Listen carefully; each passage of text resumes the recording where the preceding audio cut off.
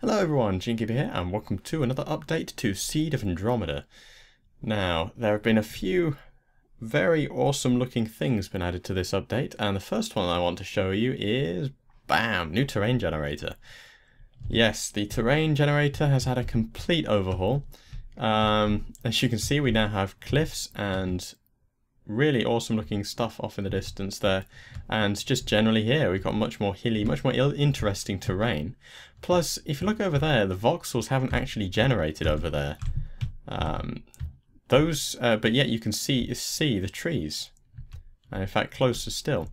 That is because the trees, or the trees off into the distance, are what are called billboard particles. They're basically a bit like the sprites that you had in old DOS games, where they're just flat pictures that always face you, and they are almost exactly in the same position as actual trees that are being generated. You can see them being generated now. Not all of them are perfect, like that orange one that's just disappeared there. There is no tree like that, but they are often pretty accurate. There was one just there, which really helps you really helps to blend the voxels in with the actual terrain off into the distance. There's even a bit of fade there, so it really does mix together very, very, very, very well. And you know, if you see a forest off into the distance, there actually is one. Also, you might have noticed there that there was no random white flash when the voxels generated or appeared around me, which is another thing that was done. The voxels, the way they've generated has been fixed, and they no longer make a strange white flash when you move over to them. For example, if I go all the way up here, and you can still see the particles always face you, so despite being flat pictures, they still actually, you know, face you. Though when looking from above, that can lead to some interesting effects. Like there, you might be able to just see they're kind of in a circular pattern now, because they're all converging into one point. If I just drop down here, there you go, you can see that. And no white flash. Still a few errors from the sky and things, but it's a much, much, much smoother overall transition there, which is fantastic. So it's actually a really nice world now. If I'm being honest, it does look a bit weird still. It's much better than it was, but it does look a bit lumpy and a bit just unusual.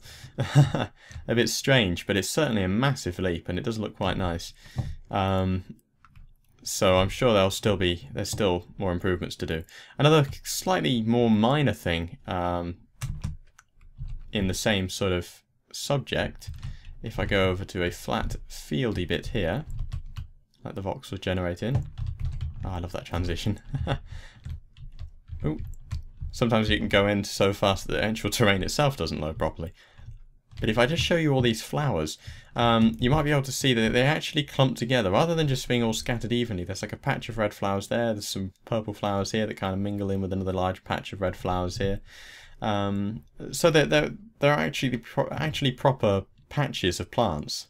You might be able to turn that into a tongue twister, but they're actual logical patches of plants rather than just random plants strewn all over the place, which is a nice touch.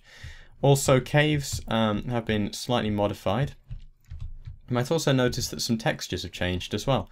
Scuttles, who you might know as a very famous texture pack artist for Minecraft, is now on the team. He's designing the textures. I'm not sure whether these are placeholders or whether these are some of the new textures he's been adding, but they do certainly look very, very nice.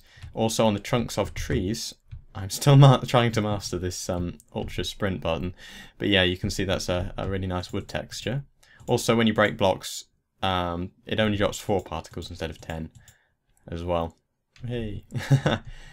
Which is another nice thing. So you don't get particles swarming you whenever you break anything. But the actual insides of caves are now better than they were, though you can still find dead ends. Here we go.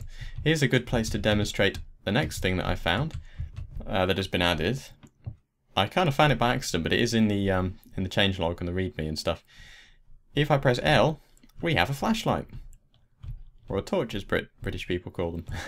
Actually, I'm not sure where in the world it's called a flashlight and where it's called a torch, but it's known by both names, and it is in here, which is very nice, so you can see things. I expect this will probably be an in-game item at some point, and if I press L again, it's kind of like an area lamp. So if I move away, you can see it gradually gets darker. So it's like you are illuminated, which is very cool, and then I can just turn it off. If I just fly up here and just drop down somewhere, the last thing, oh, did it do that again? That still happens to me sometimes. There we go. Must just be to do with velocity. But yeah, the last thing that I'm going to show you is, well, I think you can already see that the skybox is slightly different, but actually I need to be up here. There we go. There's a new sunset that has been added. Look at that. Look at the terrain when the sun's down like that. Oh, that looks gorgeous. And then a new skybox for the stars. This is still a placeholder though, but it's just a lot nicer than the one that they were using previously. So if I just fast forward back into daytime, there we go. Nice sunrise there. Yes, the only other things that have really been done that I know about are some extra sort of performance tweaks and little tweaks. Also, there's a new placeholder for the search menu as well, which does allow you to search for items as well. There you go. I didn't even put the C in there by accident, and it still managed to find coal. And there's also some filters here as well. And a crafting tab that doesn't do anything yet, but I expect that will be doing something in the future. But I think this is still a placeholder. This isn't even a final thing. But anyway, yeah, that's pretty much it for this update. Oh, another thing to note, someone known as Sebastian has also joined the team. He is one of the designers. Damien Rain is now the lead designer, Sebastian is the designer, and Scuttles is the artist, along with, of course, Ben Arnold, who is the guy actually doing all of the programming and making the game itself.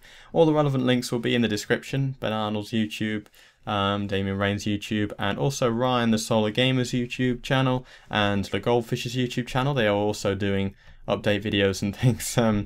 I think Ryan is probably the quickest with these videos. I've had a lot of work to do, so this one is later than I would like, but I'm going to reserve some more time to get the next update out much quicker. So anyway, yeah, that's it for this update, and I'll see you in the next one. Subscribe for more, and goodbye.